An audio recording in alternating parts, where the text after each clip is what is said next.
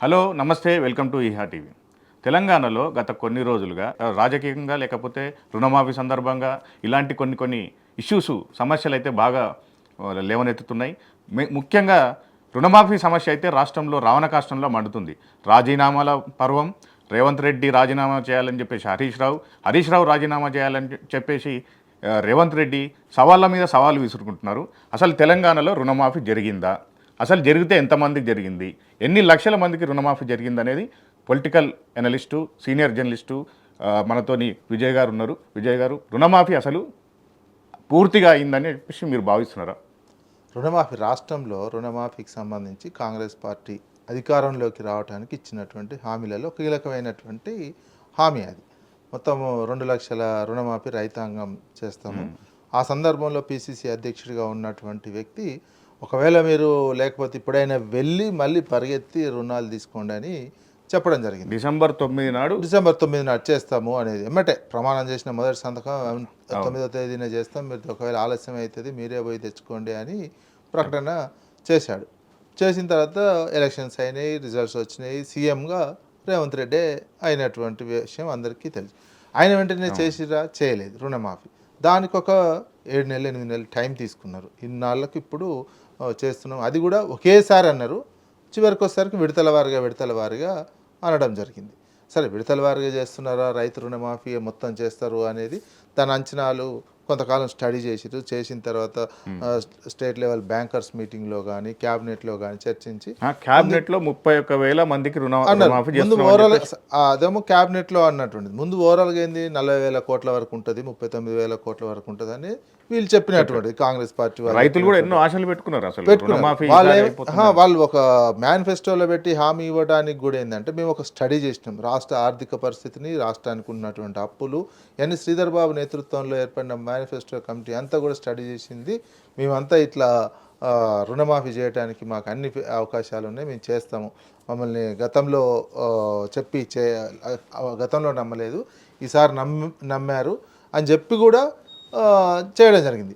అది అనౌన్స్ చేయడం 40,000 కోట్లు అన్నారు. క్యాబినెట్ కాడికి వచ్చేసరికి క్యాబినెట్లో తీర్మానించినము అని చెప్పి ముఖ్యమంత్రి క్యాబినెట్ అయిపోయిన తర్వాత ప్రెస్ మీట్ పెట్టి చెప్పినటువంటి దాంట్లో 31,000 కోట్లు అని చెప్పారు. రైతుల రుణమాఫీ 2 లక్షల వరకు 31,000 కోట్లు ఉన్నాయని చెప్పారు. అది క్యాబినెట్ అయిపోయి బడ్జెట్ కాడికి వచ్చేసరికి ఏమైంది, అసెంబ్లీలో బడ్జెట్ పెట్టినప్పుడు బడ్జెట్ ప్రసంగంలో బట్టి విక్రమార్క గారు చెప్పినటువంటి ప్రసంగంలో రుణమాఫీ కోసం 26,000 కోట్లు అన్నారు. సరే, 26,000 కోట్లకి ఎంతమంది అవుతుందో అనుకోవచ్చు. చివరికి నిన్న 15th ఆగస్టు రోజు చివరి దశ 2 లక్షల రుణమాఫీకి వచ్చేసరికి మేము 17,700 చిల్లర 800 చిల్లరలో రుణమాఫీ ఇప్పటి వరకు చెల్లించేసినాం అంతా అనేది. అంటే వీళ్ళకు ఒక ప్లాన్ కానీ ఒక వ్యూహం కానీ ఏ రకంగా రుణాలు ఉన్నాయి, ఏ రకంగా చెల్లించాలనేది ప్రభుత్వం దగ్గర డేటా సంపూర్ణ రుణమాఫీ అయిపోయింది అని చెప్తున్నాడు. సంపూర్ణ రుణమాఫీ ఎట్లయితుంది? అధికారికంగానే 40,000 కోట్లు పైన మీరు క్యాబినెట్లో చెప్పినటువంటిది 31,000 కోట్లు. అదైనా చేయాల్సినటువంటి క్యాబినెట్ తీర్మానం అంటే అది అఫీషియల్ లెక్కలన్నీ తీసుకొని క్యాబినెట్ తీర్మానం చేసినటువంటి అది పోయింది. చివరికి వచ్చేసరికి అఫీషియల్గా అనౌన్స్ చేసిందంతా 17,000 చిల్లర 17,000. అందులో కూడా ఇంకొక నాకు తెలిసిన సమాచారం మేరకు ఒకటి, కొందరు అగ్రికల్చర్ ఆఫీసర్లో పనిచేసే దాంట్లో నాకు అయితే ఆ రిలీజ్ చేసిన దాంట్లో కూడా రైతుల ఖాతాలో పడట్లేవు డబ్బులు. మరి ఇవన్నీ ఇంకా 10 రోజులు అయితే చాలా, ఎందుకంటే మీకు 17,000 కోట్లు ఇస్తే ఇంత ఆందోళన జరగవు. ఇంకా మీకు ఇంకొక 10-15 రోజులు పోతే ఏమవుతుందంటే మొత్తం రైతాంగం పోయి ఇప్పుడు మెసేజ్లు వస్తున్నాయని కొందరు చూసుకుంటారు, కొందరు బ్యాంకుకి పోయి బ్యాంక్ అతన్ని అడుగుతున్నారు.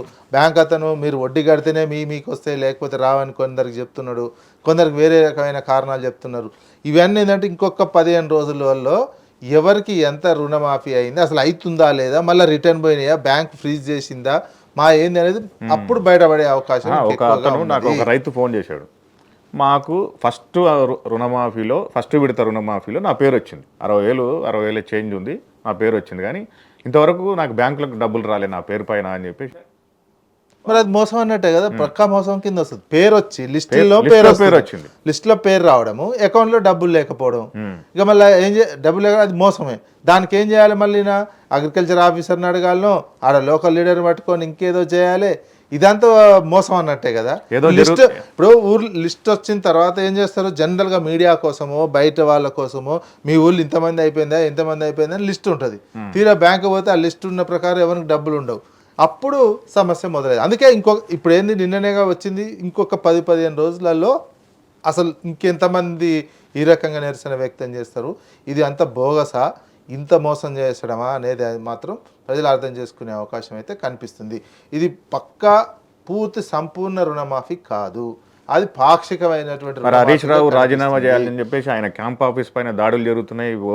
హైదరాబాద్లో పెద్ద పెద్ద ఫ్లెక్సీలు. ఇష్యూని డైవర్ట్ ఇదేంటంటే ఇష్యూని డైవర్ట్ చేయడం కోసం, ఇష్యూని డైవర్ట్ చేయడమే తప్ప. ఎందుకంటే అంటే మళ్ళీ వాళ్ళు కూడా పెట్టారు, బీఆర్ఎస్ వాళ్ళు కూడా ఈరోజు పెట్టినట్టు చేయొచ్చు. కానీ ఇక్కడ ఒక అధికారంలో ఉన్నటువంటి పార్టీ, పరిపాలిస్తున్నటువంటి పార్టీ ప్రభుత్వంగా నువ్వు ధ్వంసం చేసింది ప్రభుత్వ ఆస్తి. అది ఎమ్మెల్యే క్యాంప్ ఆఫీస్ అనేది సొంతం కాదు కదా, ప్రభుత్వ నిధులతో కట్టినటువంటి క్యాంప్ ఆఫీస్ ధ్వంసం చేసి కొట్టింది ప్రభుత్వ ఆస్తులను ధ్వంసం చేసిన. అదేంటంటే ఇష్యూని డైవర్ట్ చేయడానికి. ఇప్పుడు మొత్తం ఏందో మీడియా మొత్తం ఈ దాడి మీద చర్చ జరగాలి, ఇంకేదో బూతులు మాట్లాడుతున్నారు. ముఖ్యమంత్రి గారు ఎక్కడికి పోయినా బూతులు సమయం ఇష్యూ వైపు కాకుండా బూతుల వైపు మార్చేసరికి 2-3 రోజుల పాటు రుణమాఫీ మీద చర్చ కాకుండా దీని మీద చర్చ అవుతుంది. రుణమాఫీ జరిగితే నిజంగా మీకు పాలాభిషేకాలు రోజు జరుగుతున్నాయా? రుణమాఫీ సంపూర్ణంగా చేస్తే వాళ్ళ పార్టీ ఎమ్మెల్యేలు ఈ రోజు చాలా మీడియాలో చూస్తున్నాం, చాలా మంది రైతులు బాగా ధర్నాలు చేస్తున్నారు. అక్కడ రైతుల ధర్నాలు ఒకటి, వాళ్ళ పార్టీ ఎమ్మెల్యేలే ఎంపీలు బలరాం నాయక్, మహబూబాబాద్ ఎమ్మెల్యే ఉన్న మురళీ నాయక్, వీళ్ళు కూడా రుణమాఫీ మీద ప్రజల నుంచి మాకు అది వస్తున్నది, ఊర్లలో రుణమాఫీ సరిగా కాలేదనేది మాకు మొత్తం వస్తున్నాయి అని చెప్పి మళ్ళీ రైతు భరోసా అని చెప్పారు. రైతు భరోసా అని చెప్పి రైతు భరోసా నిధులు అయితే దాని మీద ఇంకా క్లారిటీ స్పష్టత అయితే ఇవ్వలేదు. రైతు భరోసా అది ఈ కారు ఎగ్గొట్టడమే, అది ఇప్పుడు ఈ కారు పడదు. ఎందుకు తేలిపోయింది, ఒకటి ఈ 17,800 కోటి రైతు బంధు పైసలు ఇవన్నీ దీనికి పెట్టడం, రుణమాఫీకి పెట్టారు, అది వానాకాలానికి సరిపోయింది. అది నెక్స్ట్ ఈ వానాకాలం రైతు బంధు ఎందుకు ఎగ్గొట్టారు, మేము రైతు భరోసాకు స్టడీ చేస్తాము, దీనికోసం ఒక కమిటీ వేసాము, ఆ కమిటీ 4-5 చోట్ల తిరిగి అధ్యయనం చేస్తుంది.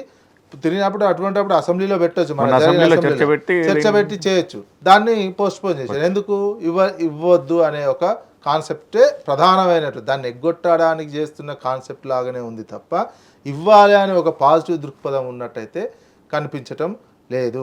ఆ రకంగా రైతు భరోసాకు సంబంధించినటువంటి వ్యవహారం జరుగుతుంది. ఇక రైతు రుణమాఫీకి సంబంధించినటువంటి చూస్తే ఇంత మోసం చేసినటువంటి వాళ్ళు రోజు నిరసనలు వ్యక్తం అవుతున్నాయి. వాళ్ళ పార్టీకి సంబంధించినటువంటి వితిన్ ద పార్టీలో కూడా చాలా ఘోరమైనటువంటి చర్చ జరుగుతున్నట్టు కనిపిస్తుంది. ఇది మోసం చేసినటువంటి కార్యక్రమం కిందనే ఉంటుంది అనేది మాత్రం అర్థమైపోయి, అది కూడా హరీష్ రావు అడగడం వల్లనే అంత మటుకు అయింది. అది కూడా ఒకవేళ సవాల్ కదా, ఎలక్షన్ ముందు సవాల్కి వచ్చింది. అది నేను ఈ మొత్తం ఈ 6 గ్యారెంటీలు 100 రోజుల్లో చేస్తా అంటే ఆగస్టు 15 అన్నప్పుడు దేవుళ్ళ మీద ప్రమాణం చేసుకుంటూ నేను 15th ఆగస్టు లోపు చేస్తాను, చేయకపోతే రాజీనామా నేనేంది 15th నువ్వు సంపూర్ణంగా 40,000 కోట్లు చెప్పింది చేస్తే ఆ ఛాలెంజ్ వర్తిస్తుంది. ఆయన చెప్పినట్టు 31,000 కోట్లు చేసినా కానీ అదే అనిపిస్తుంది. క్యాబినెట్ తీర్మానం అది 31,000 అనేది క్యాబినెట్ తీర్మానం. క్యాబినెట్ తీర్మానం చేసిన అందరూ ఏమనుకున్నారు, 26,000 కోట్లు బడ్జెట్లో పెడితే సరే, బడ్జెట్ 26,000 కోట్లు, ఇంకో 10,000 కోట్లు బడ్జెట్ ఏతర తీసుకొచ్చి బడ్జెట్లో పెట్టకుండా చేస్తారు కదా, 31,000 కోట్లు అనేది జనరల్గా ఉన్నటువంటి మాలాంటి ప్రభుత్వం అన్నప్పుడు ప్రభుత్వానికి మీద ఒత్తిడి ఉంటుంది. కానీ ప్రతిపక్షం వేసే పాచికలో వీళ్ళు పడిపోతున్నారా ఏంది? మరి అంత హడావిడిగా చేయడం ఏముంది? ఇప్పుడు హరీష్ రావు అడిగేయండి అనుకోండి, అడిగినమ్మంటే మరి రుణమాఫీ మీద ఈయన ప్రకటన చేయడం ఎందుకు, ఆగస్టు 15 లోపు చేయడం, దేవుళ్ళ మీద ఒట్లేయడం, మళ్ళీ తర్వాత బుట్టలో పడడం, అంటే తప్పటడుగులు వేస్తున్నట్టు అనిపిస్తుందా? అది ఆ టైంకు ఏర్ దాటాలి. ఆ టైం ఎంపీ ఎలక్షన్లో ఈ మాత్రం కూడా అనకపోతే మరింత లోతుకు పడిపోయే అవకాశం ఉండేది. ఆయన ఈ మాటలని రైతులకు సంబంధించిన ఛాలెంజ్ లాగా, ఇష్యూ అంతా ఛాలెంజ్ లాగా తీసుకెళ్ళిపోవడము, ఓహో దేవుళ్ళ మీద ఏ విషయంలో నమ్మట్లేదు. అప్పటికేంది పార్లమెంట్ ఎలక్షన్స్ వచ్చేసరికి 100 రోజుల్లో అమలు చేస్తానే అమలు చేయలేకపోయింది. ఇప్పుడు ఇది ఏదో ఒకటి ఏంది, ఆఖరికి మనిషి ఏదైనా ఛాలెంజ్ కట్టినప్పుడు దేవుని మీద ఒట్టని అంటుంటారు కదా, ఆఖరికి దేవుని మీద చెప్తే కొంతమంది నమ్ముతారు అనే దాంతో, ఒక దేవుడు కాదు, మన 33 జిల్లాల్లో ఎంతమంది మేజర్గా ఉన్నటువంటి కంబైన్ జిల్లాలు కావచ్చు, ఇంకా అదనపు జిల్లాలకు ఉన్నటువంటి మేజర్ దేవుళ్ళ మీద మొత్తం ప్రమాణం చేసేసరికి ప్రజల్లో ఒక రకమైనటువంటి ఓహో 15th ఆగస్టు లోపు చేస్తారు అని. ఇప్పుడు దేవుని మీద ఒట్లు పెట్టుకుని చేయబట్టి అంతో ఇంతో చేసినట్టు అనిపించాలి జనరల్గా అనేది, ఇది చేసినట్టు అనిపించి దేని చేసేసినా ఇక రాజీనామా చేయాలి. ఇది కూడా నన్నట్టు బీఆర్ఎస్ వాళ్ళు అంటున్నట్టు ప్రతిపక్ష- దైవద్రోహం కింద కూడా వస్తుంది, దేవుణ్ణి కూడా మోసం చేసినట్టే వస్తుంది. అది నువ్వు చెప్పింది ఒకటి చేసింది ఇట్లా ఉంటే దేవుణ్ణి కూడా మోసం చేసినట్టే వస్తుంది. దీనికి సంబంధించి ప్రతిపక్షం మీద కూడా విమర్శ వస్తుంది. ఎందుకు ఈ కేటీఆర్ హరీష్ రావు అంత దూకుడుగా ఒకటేసారి ప్రభుత్వం మీద దాడి చేయకపోతే వాళ్ళకు కొంత టైం ఇస్తే మెల్లె చేసుకుంటూ వస్తారు కదా అనేది అక్కడి నుంచి వస్తుంది విమర్శ. అక్కడి నుంచి వాళ్ళు కూడా మాట్లాడుతున్నారు. వాళ్ళు రాజకీయంగా వాళ్ళు మాట్లాడేది కాంగ్రెస్ పార్టీ మాట్లాడుకుంటుంది. వీళ్ళు ప్రతిపక్షంలో ఉన్నటువంటి పార్టీ ఏం చేయాలి? ప్రశ్నించడమే చేయాలి. అప్పుడప్పుడు ఈ ధర్నాలు చేయాల్సినటువంటి అవసరం ఉంటుంది, గట్టిగా అడగాల్సినటువంటి ఆ పనే చేస్తున్నారు కదా. నువ్వు ప్రతిపక్షం ఉన్న వాళ్ళని తప్పుపట్టాల్సినటువంటి అవసరం ఉండదు. ప్రతిపక్షం వాళ్ళు మాట అంటారు, ఏదైనా అంటుంటారు. నువ్వు అధికార పక్షంలో ఉన్నటువంటి వాళ్ళు సరైనటువంటి సమాధానం చెప్పాలి, సరైన ఇంప్లిమెంటేషన్ చేయాలి. అవేవి లేకుండా ఇట్లా ఫిజికల్ దాడులు, సొంత గవర్నమెంట్ ఆఫీసులోనే దాడులు చేసుడు, వ్యక్తిగతంగా విమర్శలు చేయటము, బూతులు, ముఖ్యమంత్రి లాంటి వ్యక్తి బూతులు మాట్లాడము, పేగుల మేడకు వేసుకుంటా అనేది ఇది అసలు ఈ కల్చర్ తెలంగాణలో గతంలో ఏసీఎం అని మాట్లాడిండా? ఉమ్మడి ఆంధ్రప్రదేశ్లో ఉన్నప్పుడు ఆయన ఏసీఎం అని ఇట్లాంటి భాష మాట్లాడిండా? అమెరికా నుంచి వచ్చి ఆగస్టు 15 నాడు బూతులు ఎందుకున్నాడు? ఎందుకు? రెండు ఇష్యూని నీకు ఒకవేళ నిజంగా అంటే ఇక్కడ ఇంకొక ప్రశ్న వస్తుంది. బూతులు రావు. ఇంకొక ప్రశ్న ఏంటంటే అమెరికా నుంచి పెట్టుబడులు కానీ వచ్చిండు, ప్రతిపక్షాలు నువ్వు తెచ్చినవన్నీ బోగస్ కంపెనీలు, బోగస్ పెట్టుబడులు అని చెప్పేసి ప్రతిపక్షాలు విమర్శించినాయి. ఆ ఇష్యూని మళ్ళీ ఆ పెట్టుబడుల ఇష్యూని డైవర్ట్ చేయడానికి మళ్ళీ ఈ బూత్లో ఎత్తుకున్నారు అనుకుంటున్నారా? మీరు ఎట్లా చెప్తున్నారు? మీరు జనరల్గా ఒక ముఖ్యమంత్రి అమెరికా పర్యటన పెట్టుబడులు ఇన్ని తీసుకొస్తే రాగానే ప్రెస్ కాన్ఫరెన్స్ పెట్టి మీడియాలో హైలైట్ చేసుకునే ప్రయత్నం చేస్తారు. చేసిరు, ఎయిర్పోర్ట్ నుంచి పెద్ద ర్యాలీ తీసిరు, పెట్టి ఆ ర్యాలీ అదేంది, అదొక సంబూరమైనటువంటి ర్యాలీ. నువ్వు లేకపోతే ఒక ప్రజలకు చెప్పాలనుకున్నది ఏం చెప్తారు? ఆ రోజు ర్యాలీ చేసినా వచ్చి ప్రెస్ కాన్ఫరెన్స్ పెట్టి ముఖ్యమంత్రి మంత్రివర్గ సభ్యులతో కూడా కూర్చొని మొత్తం నేను ఏమేం చేసినా అని చెప్పుకుంటారు, ఎన్ని తెచ్చినావు అనేది. అది చెప్పుకోలేదు అంటేనే 31,500 కోట్లు అదేంది, అది అమెరికాలో వచ్చి ఒక ప్రెస్ నోట్లు మాత్రమే 31,000 కోట్లు ఇస్తున్నామని. అయితే అక్కడ జరిగింది ఏంది? అక్కడ జరిగినటువంటిది వ్యవహారం బయటపడ్డది ఏంటంటే, ఒక తమ్మునికి సంబంధించినటువంటి కంపెనీతోటే ఒప్పందం చేసుకున్నారు 1000 కోట్లకు సంబంధించి. దాని ఏమైంది? 1000 కోట్లు బ్లాక్ని వైట్ చేసుకోవడానికి అమెరికా పర్యటన పనిచేసింది తప్ప పెట్టుబడులకు సంబంధించినటువంటి లేదు. పెట్టుబడులకు సంబంధించినటువంటిది ఉంటే నీకు గూగుల్ కానీ, మైక్రోసాఫ్ట్ కానీ, కాగ్నిజెంట్ కానీ ఆల్రెడీ ఇక్కడ ఉన్నాయి. మిగతా కంపెనీలతో కూడా గతంలో ఎంఓయూలు చేసుకున్నటువంటివే ఉన్నాయి. నువ్వు కొత్తగా చేసుకున్నది ఈ కంపెనీ, ఇంకో కంపెనీ, రెండు కంపెనీలు. కాగ్నిజెంట్ కూడా పాతదే. కాగ్నిజెంట్ ఆల్రెడీ ఇక్కడ ఉంది, ఎక్స్టెన్షన్. కాగ్నిజెంట్ కూడా ఏంది, చిన్న సబ్మిషన్ ఏంటంటే కాగ్నిజెంట్ కి ఇప్పుడు ఆదిబట్ల ఉంటుంది మనకు, ఆదిబట్ల టీసీఎస్ ఉంది కదా, టీసీఎస్ పక్కన కాగ్నిజెంట్ కి ఇంకా ప్లేస్ అలాట్ అయి ఉంది. ఆ గేట్ పైన కాగ్నిజెంట్ అని ఇంకా రాసే ఉంది. ఆల్రెడీ ఆపరేషన్స్ ఉన్నాయి దాంట్లో లేవు, ఆల్రెడీ హైదరాబాద్ లో ఉంది ఎక్స్టెన్షన్. దానికి సంబంధించినటువంటి ఎక్స్టెన్షన్ ఒక కంపెనీ ఉన్నట్టయితే ఆ కంపెనీ ఎక్స్టెన్షన్ చేసుకునేటువంటి అవకాశాలు ఉంటాయి. ప్లస్ ఇంకొకటి ఏంది, నువ్వు మైక్రోసాఫ్ట్, గూగుల్కి సంబంధించినటువంటిది నీకు ఆల్రెడీ ఇక్కడ బిజినెస్లు నడుస్తున్నాయి. అమెజాన్ కూడా ఇక్కడ బిజినెస్లు నడుస్తుంటే నువ్వు అమెరికా 4 కోట్ల మంది ప్రతినిధికి అమెరికాకు పోతే కనీసం ఆ సీఈఓలు కలవరా నీకు?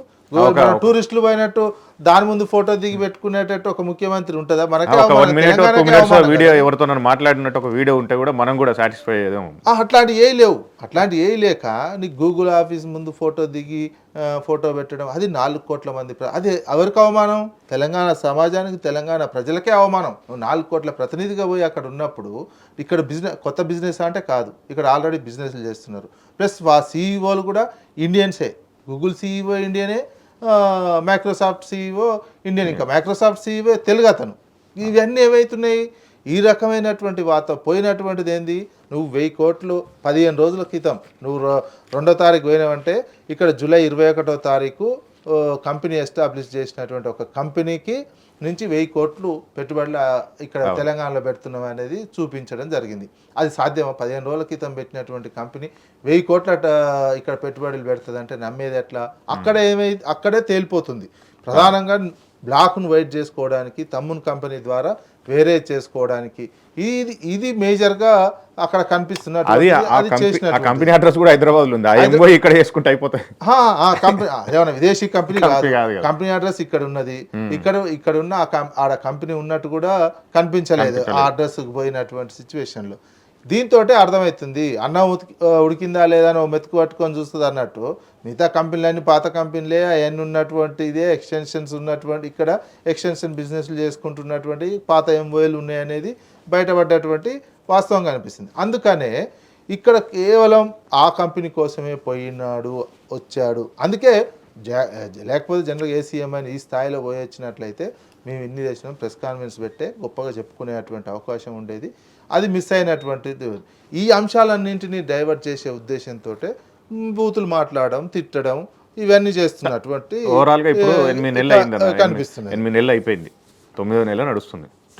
ఈ వరుస 9 నెలల ప్రభుత్వ పాలన కాంగ్రెస్ ప్రభుత్వం వచ్చి 9 నెలలు రేవంత్ రెడ్డి సర్కార్ ఆధ్వర్యంలో ఎట్లా ఉందనుకుంటారు ఈ పాలన? ఇప్పుడు తెలంగాణ ప్రజలు హర్షిస్తున్నారా పరిపాలనను, లేకపోతే ద్వేషిస్తున్నారా హర్షిస్తున్నారా? మీ అనాలిసిస్ ఏముంది? ఈ 9 నెలల కాలంలో ఇచ్చిన హామీలను నెరవేర్చలేదు. ప్రజల్లో ఒక రకమైనటువంటి అసంతృప్తి వ్యతిరేకత మొదలైంది. ఎందుకంటే ఇచ్చిన హామీలు నెరవేర్చలేదు, ఉన్నాయి పోయినాయి మాయి అనే ఒక భావం మాత్రం ప్రజల్లో మొదలైంది. లేకపోతే అసెంబ్లీకి వచ్చిన తర్వాత తీర్పు వచ్చేసరికి నీకు ఏం రావాలి, ఒకవేళ ఉంటే 8 ఎంపీలు కాదు ఎక్కువ రావాల్సినటువంటి అవసరం ఉండే. బీజేపీకి 8 ఇచ్చారు, మీకు ఇవ్వలేదు. సార్ టీఆర్ఎస్ అంటే బీఆర్ఎస్ పార్టీకి ఒక సీటు, ఆ సమయంలో బీఆర్ఎస్కి ఇవ్వలేదంటే ఇక్కడ పరిపాలిస్తున్నటువంటి పార్టీకి ఎక్కువ సీట్లు ఇవ్వాలి. నువ్వు మీ మీద నమ్మకం అక్కడనే పోయినటువంటిది కనిపిస్తుంది. అక్కడి నుంచి ఈ పార్లమెంట్ ఎలక్షన్ కానీ ఇంకా దిగజారుతూనే కనిపిస్తుంది. అయినా డిలే అవుతున్నాయి. ప్రతి వర్గం ఆశా వర్కర్ల కానించి ట్రాన్స్ఫర్లకు సంబంధించినటువంటి కాంట్రాక్ట్ ఉద్యోగులకు కానించి అదేవిధంగా గ్రామ పంచాయతీ ఉద్యోగులకు సంబంధించినటువంటి వాళ్ళు చెత్త చెదారం తీయలేనటువంటి మొత్తం ప్రతి వర్గానికి సంబంధించినటువంటి వాళ్ళు నిరంతరం ఏదో సందర్భంలో ఏదో ఒక చోట ధర్నాలు రాస్తారోకోలు ఆఫీసుల ముందు నిరసనలు వ్యక్తం. రైతాంగానికి సంబంధించి రుణమాఫీ పరిస్థితి ఇట్లా ఉంది. రైతు భరోసాకు సంబంధించినటువంటి రైతు భరోసా రావటం లేక వేసినటువంటి అందరూ ఏంది రైతు భరోసా వస్తుంది, వచ్చిన తర్వాత మేము అని చెప్పి నాట్లు వేయడం ఇవన్నీ జరిగింది. దీంతో రైతు భరోసా రాకపోవడంతో మీకు ఏదో ఒక ఖర్చు లేక వ్యవసాయదారులు ఏమైందంటే చిన్న ఇళ్ళల్లో పంచాయతీలు మొదలైనవి.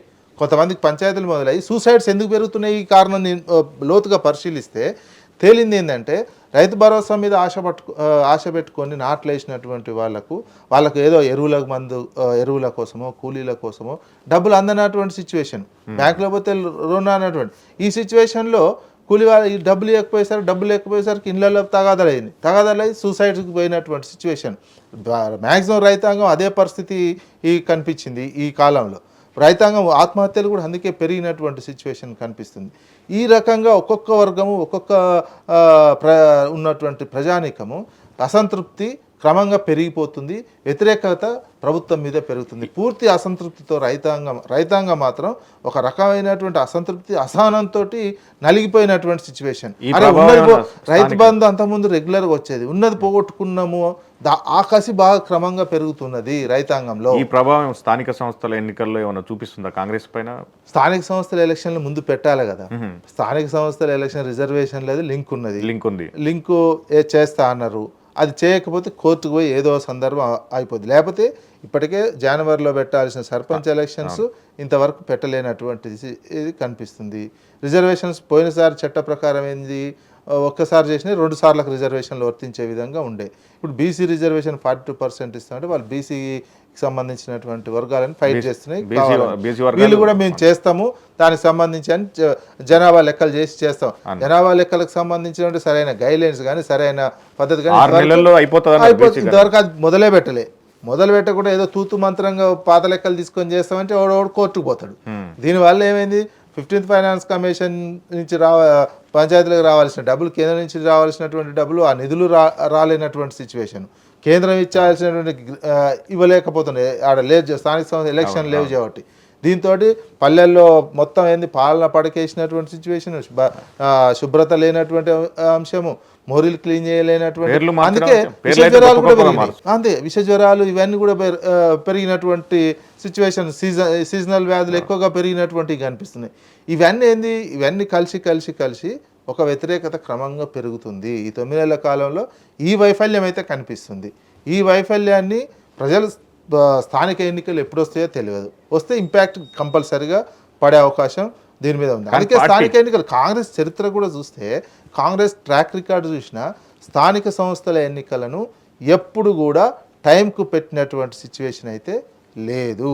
ఎన్నడూ గత ఉమ్మడి ఆంధ్రప్రదేశ్లో కాంగ్రెస్ పార్టీ పరిపాలించిన ఏ సందర్భంలోనైనా టైంకు ఎన్నికలు పెట్టినటువంటి ట్రాక్ రికార్డు కాంగ్రెస్ పార్టీకి లేదు. ఒక్కొక్కసారి అయితే 5 ఏళ్ళు పెట్టకుండా కూడా ఉత్తగా ఆఫీసర్స్ పాలన నడిపినటువంటి సిచ్యువేషన్ ఉన్నది. అదే track record Congress party. BRS party కాంగ్రెస్లో విలీనం ఏమైతే అని చెప్పేసి బండి సంజయ్ అంటున్నాడు ఒక పక్క. నిన్న ముఖ్యమంత్రి ఢిల్లీలో ఉండి చాలా పెద్ద స్టేట్మెంట్ ఇచ్చిండు. బీఆర్ఎస్ పార్టీ ఖచ్చితంగా బీజేపీలో విలీనం అవుతుంది, కేసీఆర్కి గవర్నర్ పదవి, కేటీఆర్కి సెంట్రల్ మినిస్టర్ ఏదో చెప్పి అసెంబ్లీలో ప్రతిపక్ష నేతగా హరీష్ రావు ఉంటారనేసి చాలా పెద్ద వార్త. అదైతే సంచలనం సృష్టిస్తుంది. అంటే ఇతర మీడియాల్లో కూడా వస్తుంది అది. అదేంటే దీని ఉద్దేశం ఏంటన్నట్టు ఏమనుకుంటున్నారన్న మీరు? ఇక్కడ ఒక ప్రాంతీయ అస్తిత్వంతో ఉన్నటువంటి పార్టీ ఒకటి ఉంది. ఆ పార్టీని మొత్తం నలిపేయాలి, మొత్తం చంపేయాలని జాతీయ పార్టీలు కలిసి ఆడుతున్నటువంటి ఒక ఇంటెన్షన్గానే కనిపిస్తుంది. ఇటు బీజేపీ కానీ ఇటు కాంగ్రెస్ కానీ వాళ్ళకేమైందంటే తెలంగాణలో ఒక ప్రాంతీయ అస్తిత్వం ఉన్నటువంటి రాజకీయ ఫోర్స్ స్ట్రాంగ్గా ఉన్నది. ఈ రాజకీయ ఫోర్స్ ఉన్నన్ని రోజులు ఏమవుతుందంటే ఆ జాతీయ పార్టీల వెనకాల ఉన్నటువంటి కార్పొరేట్ మాఫియా ఒకటి ఉంది. ముఖ్యంగా బీజేపీకి గుజరాత్ కార్పొరేట్ మాఫియా ఉన్నది.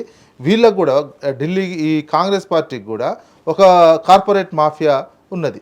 వీళ్ళని ఇక్కడ ఎంట్రీ కానియకుండా ప్రాంతీయ అస్తిత్వంతో రక్షణ గల 10 ఏళ్ళు తెలంగాణ వచ్చిన తర్వాత నీకు అదాని లాంటి విషయాలను చూసుకున్నా రానియలేనట్టు విద్యుత్తుకు సంబంధించినటువంటి కావచ్చు, ఇంకేదైనా ఇది ప్రభుత్వ ఆధ్వర్యంలో ఉండాలని ప్రాంతీయ అస్తిత్వంతో ఉన్నటువంటి రాజకీయ పార్టీ అధినేతగా కేసీఆర్ పరిపాలించిన 10 ఏళ్ళు ఒక స్ట్రాంగ్ రక్షణగా తెలంగాణకు రక్షణగా ఉన్నారు. కార్పొరేట్ శక్తుల్లోకి విద్యుత్ వ్యవస్థ వెళ్ళకూడదు అనే ఒక గట్టి స్ట్రాంగ్ దాంతో. ఇప్పుడు ఏమైంది, అధికారం మారిన వెంటనే ఆ రక్షణ కవచం ఒకసారి అధికారం మారిన వెంటనే వీళ్ళు మొత్తం అదాని ఈజీగా ఎంట్రీ ఇచ్చేస్తున్నాడు. అదానిని రాహుల్ గాంధీ రోజు తిడతాడు. అదే అదానితోటి ఇక్కడ ఈయన ఒప్పందం చేసుకుంటున్నటువంటి సిచ్యువేషను కనిపిస్తుంది. ఇక్కడ మిలాఖత్ ఎవరైనట్టు కనిపిస్తుంది, ఒక కాంగ్రెస్ బీజేపీ మిలాఖత్ అయినట్టు కనిపిస్తుంది. ఒకరికోలు వీళ్ళు కాంగ్రెస్లో విలీనం అవుతుందని బీజేపీలో విలీనం అవుతుందని కాంగ్రెస్ ఆరోపణలు చేసుకొని ఒక ఇష్యూ ఉండేది. ఇక్కడ బీఆర్ఎస్ కార్యకర్తలు కొంచెం మోరల్గా దెబ్బతీసేందుకే అదే ప్రాంతీయ అస్తిత్వం ఉన్నటువంటి పార్టీని డిమోరలైజ్ చేయడం, ఆ అస్తిత్వాన్ని ఉన్నటువంటి రాజకీయ పార్టీని చంపేయాలి అనే ఒక ప్రధానమైనటువంటి కుట్ర కనిపిస్తుంది.